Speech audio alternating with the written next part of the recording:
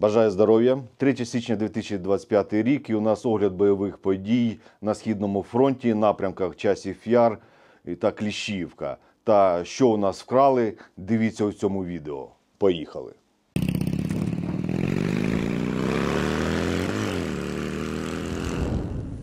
А почнемо ми сьогодні з північної сторони.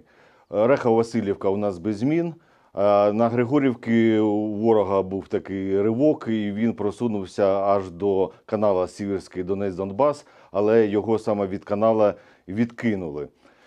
По Часовому Яру таких змін просування ворога немає, але бої вже йдуть у самому заводі огнеупорному, і це мені нагадує Донецький аеропорт, коли там на одному поверсі наші хлопці, на іншому поверсі вже підари.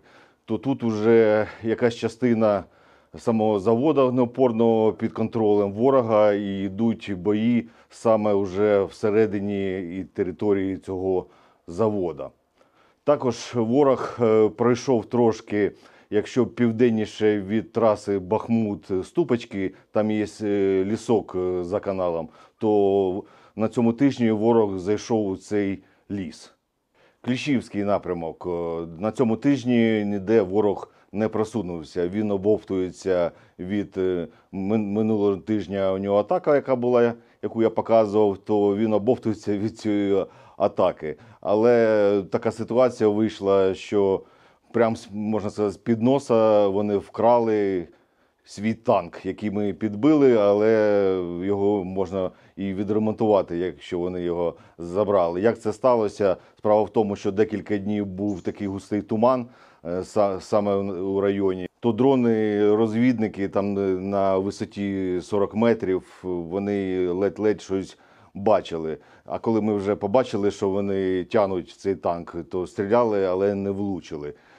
То вони, скориставшись туманом, під'їхали МТЛБ, підчепили танк та поїхали. Але на наступний день, коли вони хотіли, там БМП ще одне стоїть, хотіли забрати, побачили ми, що йде скупчення у посадці, то накидали туди артилерії, і ніякої евакуації у них техніки не сталося.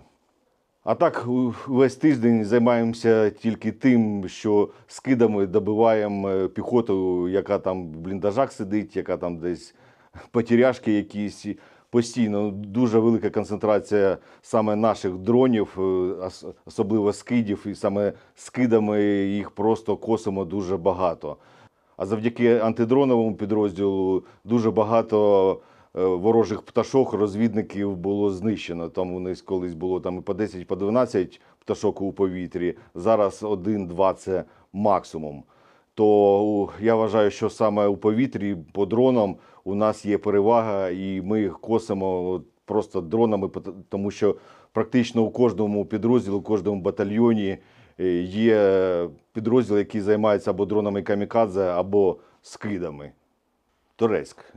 Якщо порівнювати з минулим тижнем, то можна сказати без змін. Там йдуть позиційні бої, і таких проходів, як на минулому тижні, по Торецьку немає. То йдуть там жорсткі бої, продовжуються, по максимуму стримується ворог. І саме такий критичний напрямок – це Покровський. Саме туди ворог на цьому тижні ввів додаткові резерви. І саме він націлений на Піщане та Котлине для того, щоб перерізати трасу Межева-Покровськ. І туди він кидає по максимуму свої резерви. Також концентрація йде у бік Успенівки, це у бік розмежування Дніпропетровської та Донецької області. Так що ви розуміли, 7 кілометрів залишилось до Дніпропетровської області. Ну і Курахівське напівоточення наших військових, воно залишається. Ворог розширює свої фланги та збільшує це кільце. Лобового заходу у Покровськ зараз немає, вони обходять по флангам, але деякі групи питаються все ж дійти до самого міста Покровськ і зайти у перші домівки. То цей відрізок, щоб дійти до перших хат або до багатоповерхівок, це дуже небезпечний такий відрізок. І саме тут, на цьому відрізку, ворог втрачає дуже багато живої сили. Ми знаємо вже багато міст, які вони захопили, і для них вони не вважаються живою силою, то вони пихають туди і пихають. Але якщо вони тільки дійдуть до перших багатоповерхівок, там закріпляться, то вибити їх, як показує у нас вже практика, дуже буде важко. Ну і всю зимню каденцію я вважаю, що ворога на першому місці стоїть це узяти Покровськ, по-друге, це Торецьк, і на третьому місці це вже Часів Яр. Ну, як показала практика, як я розповідав про розхолодження людей цивільних, які допомагають армії, що один казав 30 числа вже буде перемога, інші досі думають, що 20 січня буде якась перемога. Це все розхоложує всю нашу націю. Не потрібно думати, що це швидко закінчиться. Не буде з одних перемовин яких-то і щось застопориться відразу.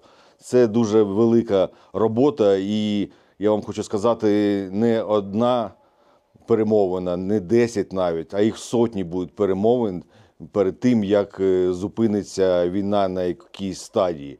А до того нам потрібно по максимуму, як мінімум, захищати свою землю, виснажувати ворога, бити його. І якщо все вдасться, бо є такі предпосилки, то ми будемо його просто вибивати, і він вже буде тікати. То не треба гадати, що це дуже швидко все закінчиться. Я гадаю, що це рік, на жаль, але нам прийдеться по максимуму зараз викладатися для того, щоб перемогти. А переможемо ми тільки разом, бо ми не переможні. Слава Україні, слава ЗСУ, а Путін – гандон.